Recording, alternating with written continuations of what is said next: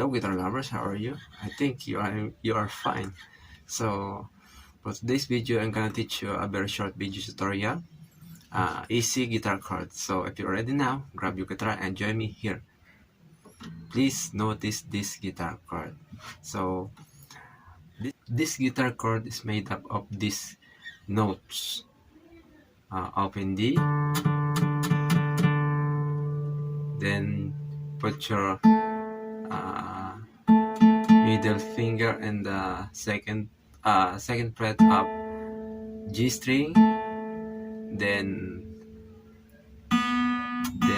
next is open B string, then the last put your ring finger and the high E or octave E.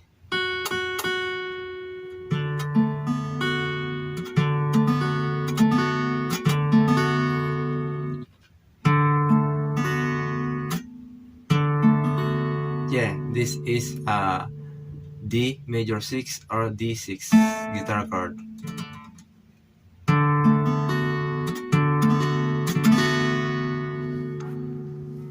So I hope you get it, and don't forget to follow or subscribe to this channel.